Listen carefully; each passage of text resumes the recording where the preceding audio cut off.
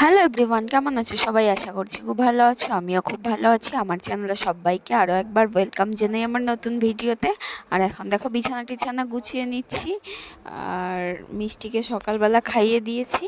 তো ওকে আজকে একটু অন্যরকম ব্রেকফাস্ট দিলাম। ওকে আজকে শুধু ডিম সেদ্ধ খাওয়ালাম সকালবেলা। দুপুরবেলা যে গরম পড়ে সেই সময়টা তো খাওয়ানোই যায় না, আর তাছাড়া ওকে অনেক দিন থেকে ডিম দেওয়াও হয় না, সেই জন্য ভাবলাম আজকে ব্রেকফাস্টে ডিম সেদ্ধটাই রাখি। তো সেটাই আজকে দিলাম।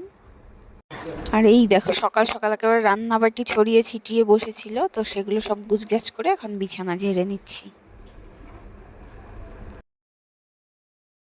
সেই সকালের পর না আজকে আর তোমাদের সঙ্গে ব্লগটা কন্টিনিউ করা হয়ে ওঠেনি। এক প্রকার বলতে পারো একটু আলসেমিও ছিল, আর তাছাড়া ব্লগটাও তো একঘেয়ে হয়ে যাবে সেই রান্নাবান্না আর কাজবাজ, সেই জন্য আমি আর কোনো ভিডিও শ্যুট করিনি। তো প্রথমে আমি ভিডিও কী শ্যুট করবো বুঝতেই পারছি না। তো তারপরে যে এখন একেবারে বিকেলবেলা 4:30 বাজতে চললো। তো মিষ্টির বাবা আজকে বাড়ি এসছে, আর বাড়ি আসাতে মিষ্টিকে 3:30 থেকে 4টের মধ্যে ঘুম পাড়ে। তো ওর বাবা বাড়ি আসাতে ও ঘুমোয়নি সেই সময়টা। আর আজকে যেহেতু বুধবার ছিল, আমি পুজোর সমস্ত বাসন ধুয়ে এসে এখন মিষ্টিকে ঘুম পাড়ালাম। মিষ্টি ঘুমিয়ে গেছে, এখন মিষ্টি ঘুমিয়ে গেছে, আর এদিকে ওর বাবা ঘুমিয়েছে। তো এখন দুজনে ঘুমিয়ে গেছে, আর আমাদের এখনও লাঞ্চ করা হয়নি। আর এখন অলরেডি দেখো 4:30 বাজে। 4:30 বাজে। এখন ওকে শুইয়ে দিয়ে তারপর আমরা লাঞ্চ করবো। তো এই হচ্ছে আর কি শ্যুট করবো, সেই জন্য আর কিছুই শ্যুট করিনি। তো যাই হোক, চলো এই যে এখন একেবারে শ্যুট করলাম। তো এখন প্রচণ্ড খিদে পেয়ে গেছে, সেই সকালে খেয়েছিলাম। তো এখন বরকে ডাকবো, ডেকে তারপর এখন খাওয়া দাওয়া করবো। প্রচণ্ড ঘুমাচ্ছি, আমি যে কথা বলছি সেটা শুনতে পাচ্ছি না। চলো এখন মিষ্টিকে শুয়ে দিই, পরে তোমাদের সঙ্গে কথা বলছি। তো পরে তোমাদের দেখাচ্ছি আজকে লাঞ্চে আমাদের কী কী আছে আইটেম। আর এই দিকের অবস্থাটা দেখো, বললাম না আমি ঠাকুরের বাসন মাজছিলাম, আর ওর বাবা শুয়েছিল, মিষ্টি খেলছিল। দেখো সব জামা কাপড় ফেলে, ঝুড়ি ফেলে, একেবারে সব ফেলে রেখে দিয়েছে। শুধু আমার কাজ বাড়িয়েই যায়। তো এরপর চলে আসি দুপুরবেলার খাবারে। এই যে দেখো দুপুরের খাবারে ছিল কাঁকরোল পুর আর ডিমের তরকারি, এটা আমি করেছিলাম। আর আমার এখানে কচুর শাক যেটা দেখছো সেটা হচ্ছে দিদি মানে যা দিয়েছে। আর এই যে বর তো খায় না কচুর শাক, ওর কাঁকরোল পুর আর ডিমের ঝোল, এই হচ্ছে আজকের মেনু। আর এদিকে দেখো আরেক কাণ্ড, শাশুড়ি মায়ের কানের মধ্যে পিঁপড়ে ঢুকে গেছে। সে কিছুতেই বের হচ্ছে না, বেরও করতে পারছে না। অনেক চেষ্টা করলাম, আমরাও বের করাই যাচ্ছে না। পরে না পারতে কানের মধ্যে তেল দিয়ে দেওয়া হলো। তো এরপর দেখো যে ঘড়িতে 5টা বাজে, মাত্র খাওয়া দাওয়া করে উঠে আসলাম। আর আস্তে আস্তে দেখুন উঠে পড়েছে ঘুম থেকে, মানে আধা ঘন্টাও ঠিক করে ঘুমলাম না, উঠে পড়লো। উঠে ওর দিদি করতে গেল, তো ওর বম্মার সঙ্গে ওকে এগিয়ে দিয়ে আসতে গেল। মানে ঘুমালোই না আজকে। আজকে বাড়িতে বাবা আছে বলে ঘুমটা কমে গেছে, ঘুমালো না চিন্তায়। আর বাবা না থাকলে তো অন্তত 1 ঘন্টা তো ঘুমায়, আজকে ঘুমালো না। এখন ওর জন্য খাওয়া রেডি করবো, কেননা ওকে আজকে দুপুরের খাওয়াটা 1টার মধ্যে মানে 1টার মধ্যে খাওয়া হয়ে গেছে। তো সেই জন্য এখন কিছু একটা বানাই ওর জন্য খাওয়াবো। তো ও তো দিয়ে আসতে গেলো, আসতে থাক। আর এই যে বর এখন চলে যাচ্ছে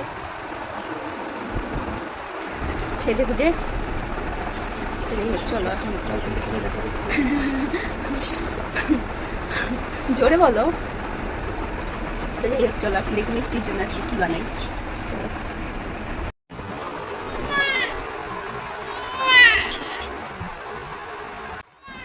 এরপর এদিকে দেখো মিষ্টির বাবা চলে যাবার পর ওর যে কিসে যে এত রাগ হলো বুঝতেই পারলাম না। শুধু কান্না, শুধু কান্না, মানে সারাটা বিকেল প্রচণ্ড রাগ আর কান্নাকাটি করেই কাটলো।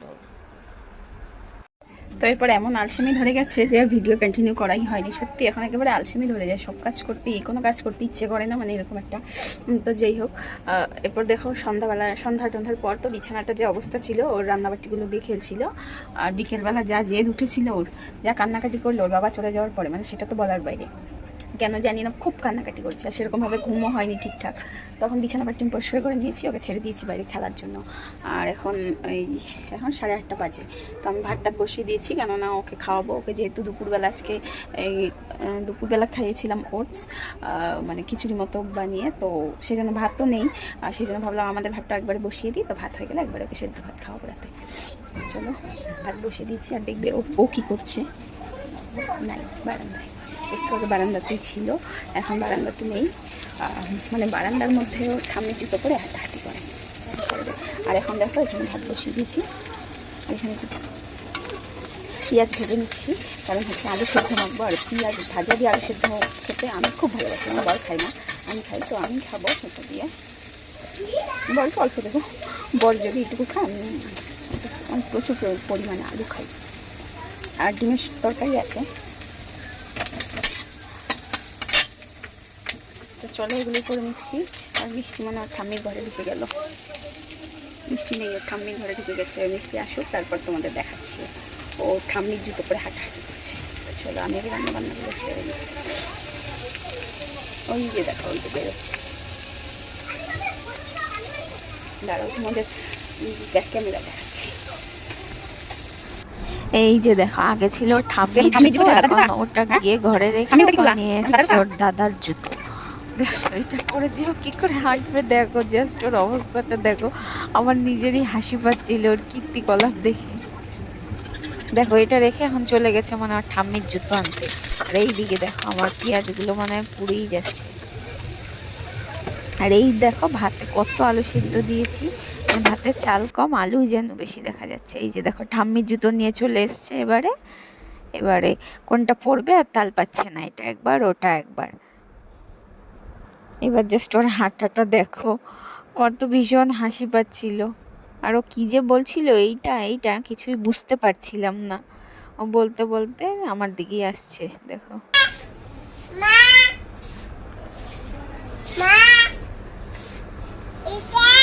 এরপর চলো তোমাদের দেখাচ্ছি, আমার মেয়ের ভিডিও দেখাতে দেখাতে আমার পেঁয়াজগুলোর দশা কী হলো, চলো তোমাদের দেখাচ্ছি।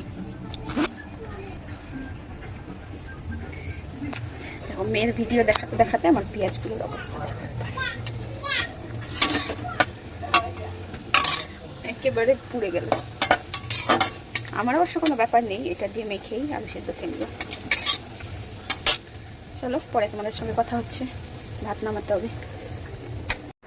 এরপর দেখো সব কাজ শেষ করে এসে শুয়ে পড়েছি, কারণ আর সত্যি আর ভালো লাগছে না, এত কাজ করলাম, তো এখন শুয়ে পড়েছি। তো যাই হোক চলো, ব্লগটাও শেষ করা হয়নি, তো চলো ভিডিওটা এখানে শেষ করে দিচ্ছি। তোমাদের কেমন লাগলো অবশ্যই কমেন্টে জানিও, আর চ্যানেলটা নতুন থেকে থাকলে প্লিজ চ্যানেলটি সাবস্ক্রাইব করে দিও।